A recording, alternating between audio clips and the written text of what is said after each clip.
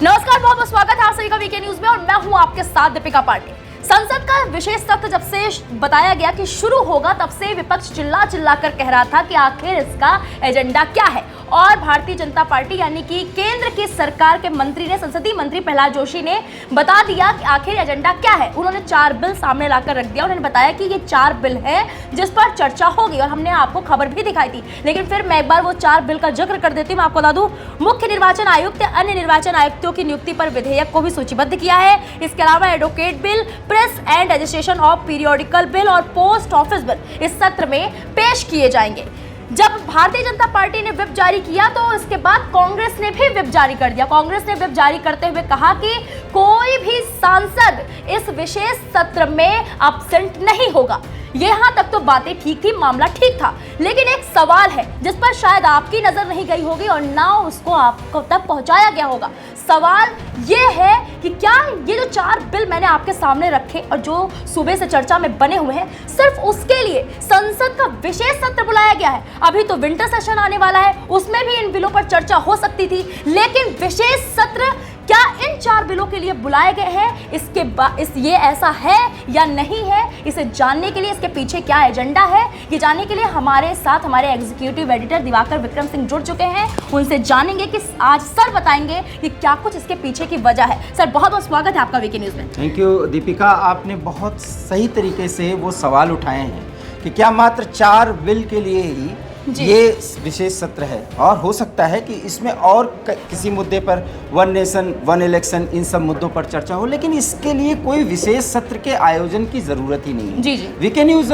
दीपिका, आपको पता ही है कि शुरू से ये कहता जा रहा है कि कुछ भी एक बड़ा मास्टर स्ट्रोक होगा। जी देखिए, अब हम मास्टर स्ट्रोक का क्या होगा उसको खोलने का समय आ गया है, जिस पर अभी लोग बच रहे हैं, सिर्फ सवाल उठा करके सिर्फ उससे दूर हो जा रहे हैं। देखिए दीपिका, विशेष सत्र का आयोजन पूरे भारतीय राजनीति में कई बार हुआ है जी। और जब भी हुआ है तो कुछ ऐतिहासिक हुआ है। इस बार के विशेष सत्र का जो आयोजन किया जा रहा है, अभी विंटर सेशन आने वाला है और इसके बाद कोई सेशन नहीं होना है। वो सिर्फ मार्च में, अगर चुनाव अप्रैल में होंगे तो मार्च में वो बुलाया जाएगा, सिर्फ वो बजट में जो प्रावधान के लिए कोई 3-4 महीनों का खर्च कैसे चलेगा उसके लिए। ये विशेष सत्र का आयोजन इसलिए किया गया है कि देखिए, सीमा पार जो स्थिति है, खास करके पीओके में, वो अब बहुत खराब है। जिस तरीके से अभी जम्मू कश्मीर में ये अभी आतंकी घटना हुई, हमारे 3 जवान मारे गए, उसका एक आक्रोश है। अब हम आपको कुछ बातें पहले दीपिका बताते हैं। देखिए, जनरल वीके सिंह केंद्रीय मंत्री हैं, रिटायर्ड जनरल हैं और ऐसे वैसे जनरल नहीं रहे हैं, बहुत ही सक्रिय जनरल रहे हैं। एक मंत्री के रूप में आज वो इंदौर में बयान देते हैं जी। कि जब तक पाकिस्तान के टुकड़े नहीं हो जाएंगे तब तक शांति हो ही नहीं सकती। इंतजार करिए, बहुत जल्दी पीओके भारत का हिस्सा होगा।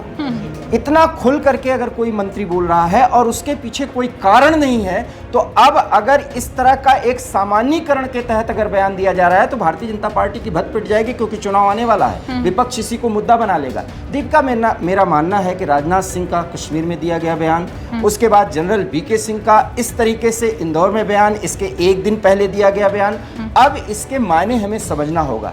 देखिए, मैं आपको इसकी हिस्ट्री बताता हूं कि पीओके में जिस तरीके से पिछले 8-10 महीनों में उबाल है और वहां स्कर्दू, गिलगित बाल्टिस्तान, यहां तक कि मुजफ्फराबाद जो आतंकियों का गढ़ रहा है, अब आप जान लीजिए मुजफ्फराबाद में पंजाबी मूल के लोग ज़्यादा रहते हैं जी। वहां पर जो उबाल है, वो ये स्थिति बन रही है कि भारतीय क्षेत्र कश्मीर में 370-35A हटने के बाद जो विकास हुआ है उसको वो लोग देख रहे हैं। देखिए, वह सीमा पर एक बाउंड्री है, लेकिन विकास की चीजें तो सब कुछ दिख रही हैं और सबका रोटी बेटी का रिश्ता है। अब वो चाहते हैं भारत में मिलना। शियाओं के साथ वहाँ जो हो रहा है, जो सुन्नी बहुल इलाके बना दिए गए, जिस तरह से डेमोग्राफी पीओके की बदली गई, उससे लोग नाराज हैं। गिलगित बाल्टिस्तान में नाराजगी इस कदर है कि वो आए दिन आप वीडियो में देख सकते हैं कि वो भारत के साथ मिलने की बात कर रहे हैं जी। वो करगिल सीमा को खोलने की बात कर रहे हैं।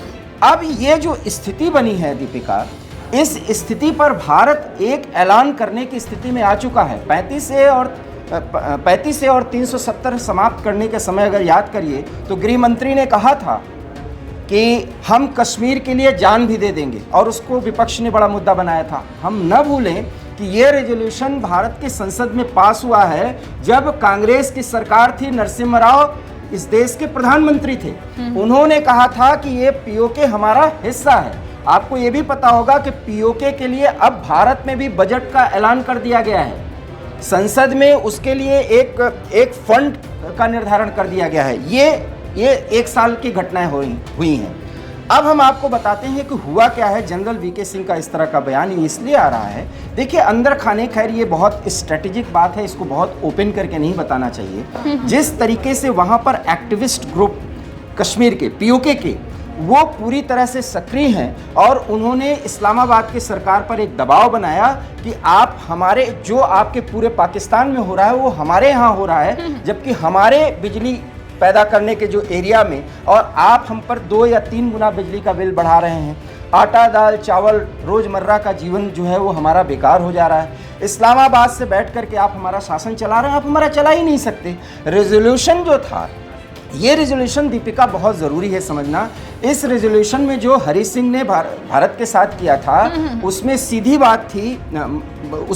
बात ये थी कि भारत के साथ ये पूरा जम्मू कश्मीर मिल रहा है। हरी सिंह उस समय राजा थे, जी। जो कश्मीर ने उस समय कबायलियों के माध्यम से, अपने सेना के माध्यम से कब्जा कर लिया, तब लॉर्ड माउंटबेटन ने ये कहा था, जो अंतिम शासक थे ब्रिटिश भारत के, उन्होंने कहा था कि इस एरिया में जब शांति होगी, दीपिका इस वाक्य को समझना बहुत ज़रूरी है, जब इस एरिया में शांति हो जाएगी और यहाँ के लोग जो मत देंगे उसके हिसाब से ये तय होगा कि ये क्षेत्र किसके उसमें जाएगा। उसके बाद से 1947 के बाद से पिछले 50 सालों में इस पर कुछ चर्चा ही नहीं हुआ। आप कह सकती हैं 70 सालों में कोई चर्चा नहीं हुई। हाँ, ये कहा जाता रहा कि ये कश्मीर हमारा है, हम लेके रहेंगे। संसद में इस संबंध में प्रस्ताव भी पारित हो गया और मैंने नरसिम्हा राव सरकार का जिक्र किया, प्रधानमंत्री नरसिम्हा राव का जिक्र किया।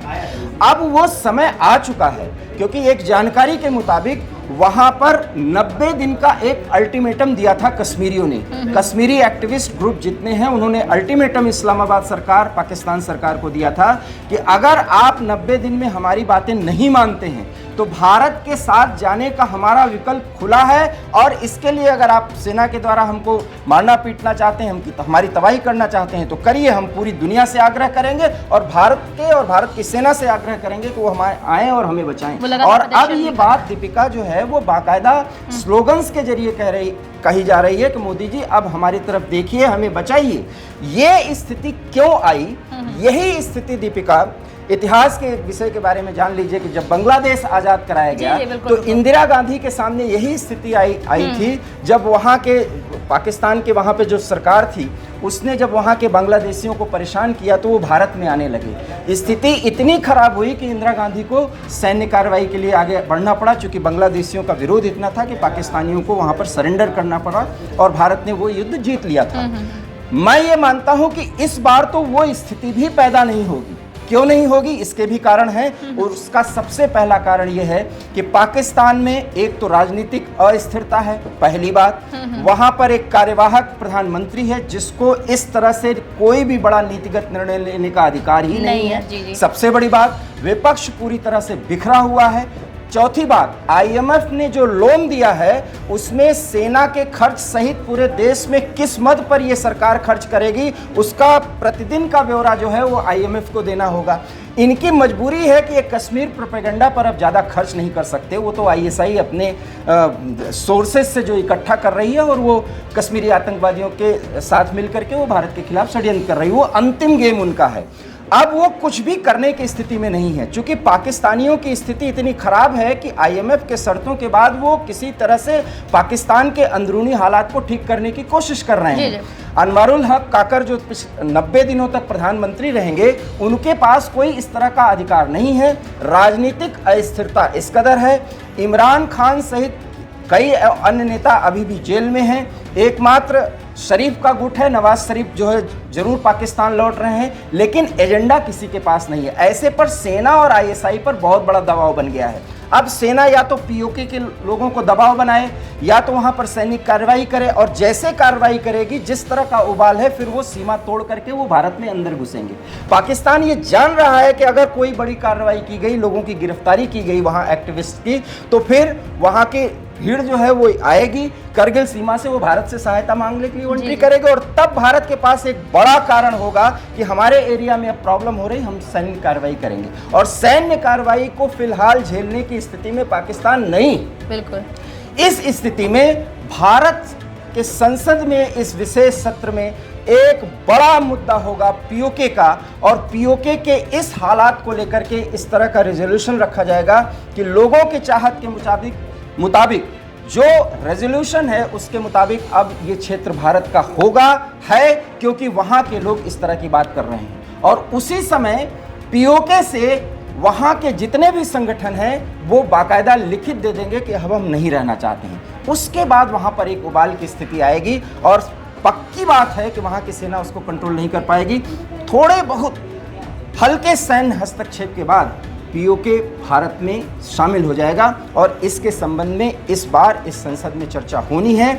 इसलिए ये व्हिप जारी किया गया है कि ऐसा रेजोल्यूशन लाया जाए, ऐसी बात की जाए जिसमें पीओके के लोगों को बचाने के लिए और भारत में शांति लाने के लिए, भारतीय क्षेत्र कश्मीर या पूरे कश्मीर में शांति लाने के लिए अब कार्रवाई का समय आ गया। और ये कार्रवाई पूरी तरह से संसदीय कार्रवाई होगी, और पाकिस्तान के इस समय के मौजूदा हालात का उसमें फ़ायदा उठाया जाएगा। फिलहाल पाकिस्तान उस स्थिति में नहीं है, क्योंकि सऊदी अरब जैसे देश भी पाकिस्तान का साथ नहीं दे रहे। यानी कि जो संसद का विशेष सत्र बुलाएगा, जो चार बिल दिखाए गए हैं प्रहलाद जोशी ने जो बताया, तो वो बस एक तरह के वैसे दिखाने के लिए, मेन एजेंडा जो है ये है कि पीओके वो दिन दूर नहीं जब भारत में जल्द ही शामिल हो जाएगा। बिल्कुल दीपिका, ये एजेंडा बताया नहीं जा रहा, और इस एजेंडे की आशंका सभी को है, इसलिए उस मास्टर स्ट्रोक के कारण आशंकाओं के बादल घिरे हुए हैं। लेकिन आप यकीन मानिए, कश्मीर के चर्चा के बगैर इस बार का संसद का विशेष सत्र खत्म नहीं होने वाला, और उसमें पेश किया गया बिल पूरी तरीके से फिर एक बड़ा मुद्दा बनेगा, और वो है राष्ट्रवाद का मुद्दा।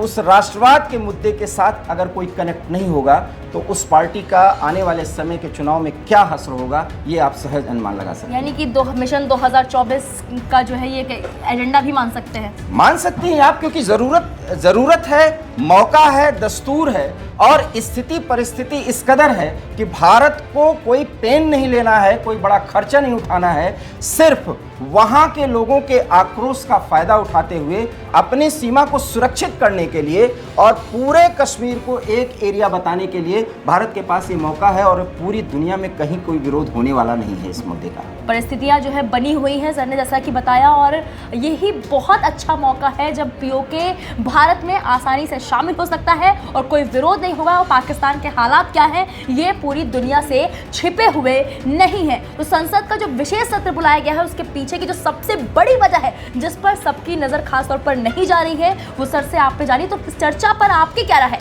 हमें कमेंट बॉक्स में जाकर जरूर बताएं। वीके न्यूज, राष्ट्र के नाम।